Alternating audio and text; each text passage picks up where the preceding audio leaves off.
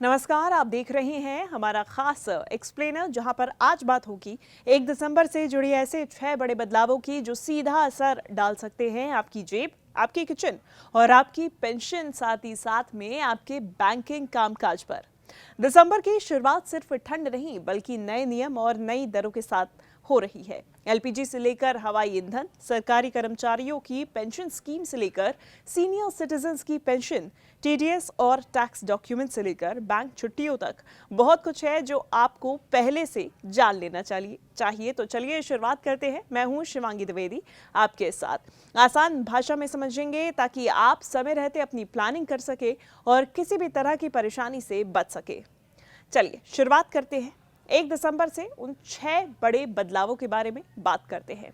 सबसे पहले LPG cylinder के दाम। सबसे पहले हम बात करेंगे एलपीजी सिलेंडर, जो कि आपकी किचन की यानी कि एलपीजी गैस सिलेंडर की ज़रूरतों के बारे में है। तो हर महीने की पहली तारीख को ऑयल कंपनीज एलपीजी सिलेंडर की नई कीमतें जारी करती हैं। अब तक क्या हुआ है ये समझिए। 19 किलो वाले कमर्शियल सिलेंडर्स के दाम में पिछले कुछ महीनों में कई बार कटौती की गई है। 1 नवंबर को भी कमर्शियल सिलेंडर पर करीब 6 रुपये 50 पैसे तक की कटौती देखी गई थी, लेकिन घरेलू यानी कि 14 किलो वाले एलपीजी सिलेंडर्स की कीमत लंबे समय से लगभग स्थिर बनी हुई है।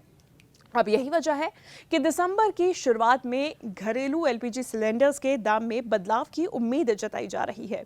अब ये बदलाव बढ़ोतरी के रूप में भी हो सकता है और राहत के रूप में भी।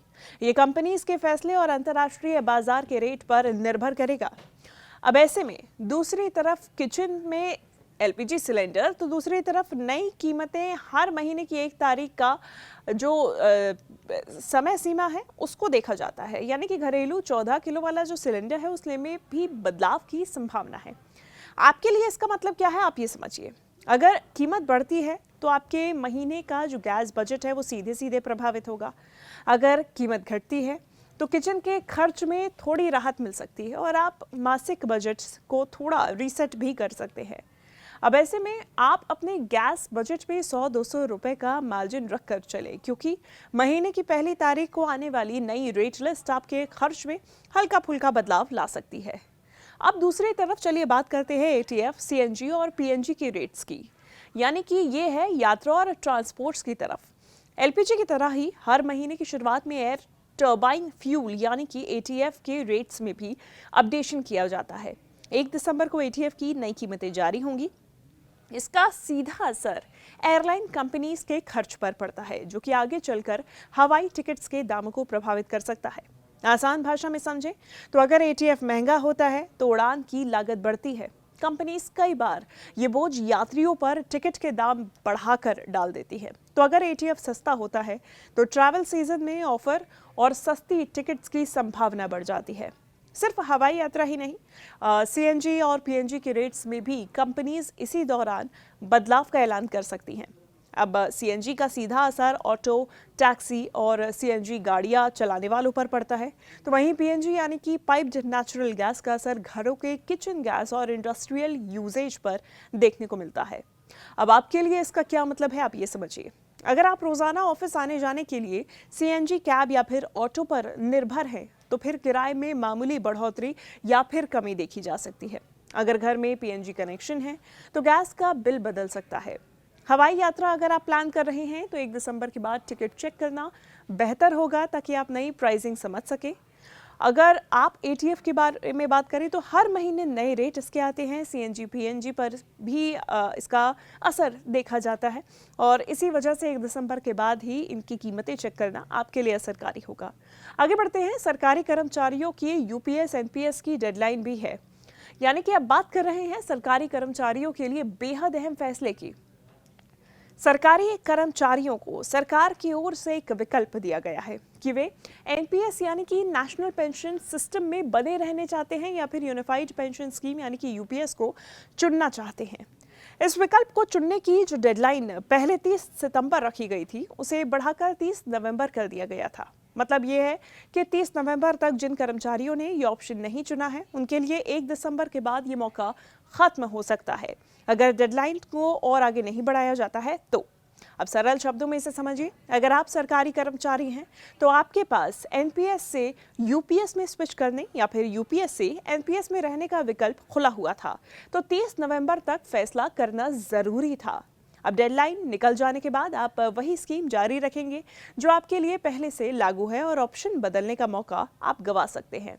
ऐसे में पेंशन स्कीम आपकी लाइफस्टाइल का फैसला है, इसलिए इसे लास्ट मिनट पर टालना आपके लिए नुकसानदेह हो सकता है। तो इसीलिए फैसला सोच समझकर लेकिन समय पर करना ही फायदेमंद रहेगा। तो कुल मिला के एक तरफ एनपीएस, दूसरी तरफ यूपीएस, दोनों के बीच की डेडलाइन 30 नवंबर थी। अब आगे बढ़ते हैं, लाइफ सर्टिफिकेट और पेंशन के बारे में बात करेंगे, यानी कि सीनियर सिटीजन और पेंशनर्स के लिए सबसे ज़रूरी अपडेट की बात करेंगे। तो हर साल पेंशन जारी रखने के लिए सीनियर सिटीजन्स को लाइफ सर्टिफिकेट जमा करना होता है। अब इस साल भी अधिकतर पेंशनर्स के लिए लाइफ सर्टिफिकेट जमा करने की जो आखिरी तारीख थी वो 30 नवंबर तय की गई है। अगर कोई पेंशनर 30 नवंबर तक अपना लाइफ सर्टिफिकेट जमा नहीं कर पाता है और डेडलाइन आगे नहीं बढ़ती है तो फिर 1 दिसंबर से उनकी पेंशन रोक दी जा सकती है। तो जब तक कि सर्टिफिकेट जमा ना हो जाए तब तक आपकी पेंशन रुक सकती है। आपके लिए इसका मतलब क्या है?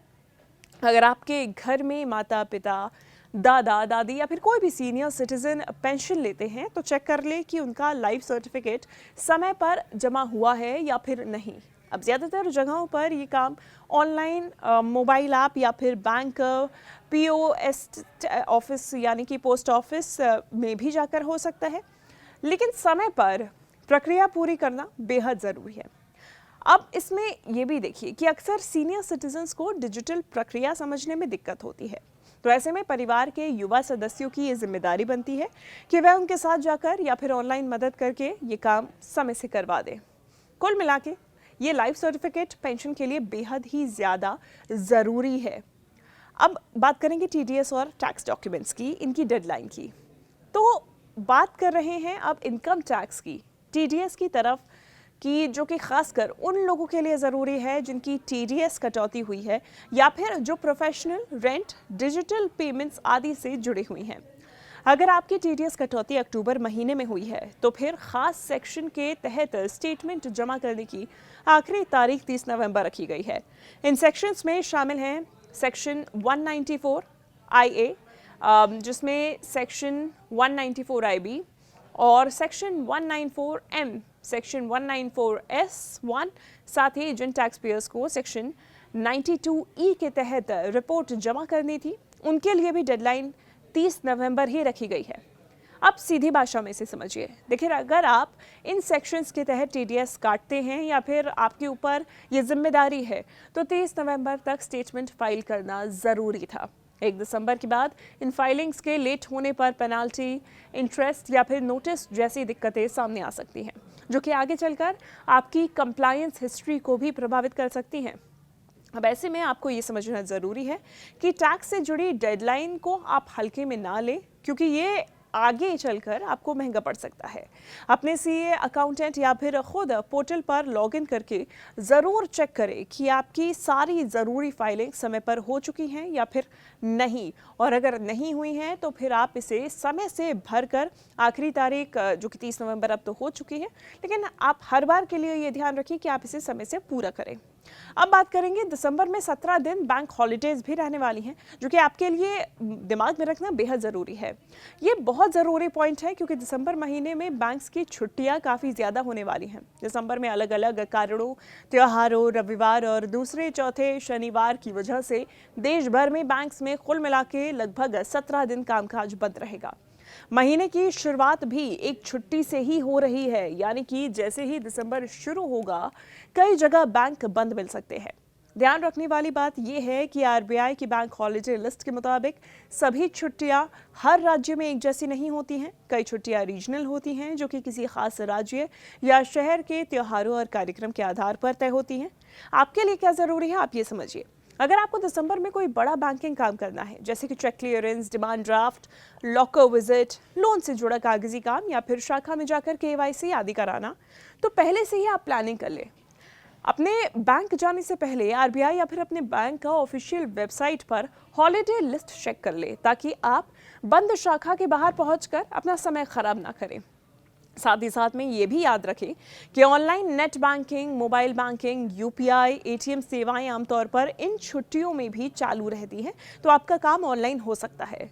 दिक्कत सिर्फ शाखा से जुड़े फिजिकल कामों में ही आती है, जैसे कि cash deposit, withdrawal, counter, passbook entry, document submission आदि, इन सब में। अब ऐसे में कुल मिला के 17 दिन की जो बैंक हॉलीडेज हैं, इस पे आप नज़र बनाए रखें ताकि आपको दिक्कत ना हो। अब बदलाव जो ये सारे होने वाले हैं, तो जल्दी से इन 6 बड़े बदलावों को दोहराते हैं ताकि आपके दिमाग में सब कुछ क्लियर बैठ जाए। पहला, एलपीजी सिलेंडर की कीमतें 1 दिसंबर को ये नई रेट लिस्ट घरेलू सिलेंडर में बदलाव की संभावना है, जो जारी होने के बाद में देखी जा सकती है और इसका बजट पर, किचन बजट पर सीधा असर दिखेगा। दूसरा, एटीएफ, सीएनजी और पीएनजी के रेट, हवाई टिकट और ऑटो टैक्सी और घर की पीएनजी गैस के बिल पर इसका असर पड़ सकता है, क्योंकि इसमें भी बदलाव की संभावना है। तीसरा, सरकारी कर्मचारियों के लिए यूपीएस और एनपीएस चुनने की डेडलाइन 30 नवंबर तक की थी। अब ऐसे में विकल्प चुनने का मौका जो था वो 1 दिसंबर के बाद बदलाव का ऑप्शन बंद हो सकता है, और ऐसे में आपके लिए ज़रूरी है कि आप इस पर ध्यान दें। चौथा है सीनियर सिटीजन का लाइफ सर्टिफिकेट, जो कि 30 नवंबर तक जमा नहीं हुआ, तो 1 दिसंबर से पेंशन रुक सकती है जब तक प्रक्रिया को पूरी ना किया जाए। अब ऐसे में इसे भी आप चेक कर लें कि ये डॉक्यूमेंट पूरा है या फिर नहीं। पांचवा, टीडीएस और टैक्स डॉक्यूमेंट्स। देखिए, अक्टूबर में कटे टीडीएस की कुछ ऐसी स्टेटमेंट्स थी जो कि सेक्शन 92E रिपोर्ट की आखिरी तारीख यानी कि 30 नवंबर तक जमा करनी थी। देरी पर पेनल्टी का रिस्क है। हालांकि अब आपको इसमें चेक करना होगा कि अगर आपकी स्टेटमेंट्स कंप्लीट नहीं है तो उसे पेनल्टी के साथ ही सही, लेकिन पूरा कर लीजिए। और फिर छठा कि दिसंबर में 17 दिन बैंक शाखाएं बंद रहेंगी। अलग अलग राज्य में अलग अलग छुट्टियां होती हैं, और इसीलिए किसी भी काम से पहले आप आरबीआई की हॉलीडे लिस्ट ज़रूर चेक कर लें। तो ये तमाम चीज़ें थी जिसको आपको ध्यान में रखना ज़रूरी है। क्लोजिंग से पहले अगर हम बात करें कि किस तरीके से ये ईयरली क्लोजिंग होने जाएगा, तो दोस्तों ये आपको ध्यान में तमाम पॉइंट्स रखने हैं। 1 दिसंबर से जुड़े ये बदलाव छोटे लग सकते हैं, लेकिन इनका असर पूरे महीने आपके बजट, आपकी यात्रा, आपकी पेंशन और आपके बैंकिंग काम पर साफ साफ दिख सकता है। अगर आप पहले से ही जानकारी रखेंगे और प्लानिंग करके चलेंगे तो ना सिर्फ परेशानियों से बच सकते हैं, बल्कि कई मामलों में फ़ायदा भी उठा सकते हैं। तो अगर आपको ये वीडियो उपयोगी लगा तो इसे अपने माता पिता, अपने रिश्तेदारों और दोस्तों के साथ ज़रूर शेयर करें, ताकि कोई भी सिर्फ जानकारी की कमी की वजह से नुकसान न झेले। वैसे ही आसान और जानकारी से भरे एक्सप्लेनर्स के लिए इस चैनल को फॉलो, सब्सक्राइब ज़रूर कीजिए। धन्यवाद।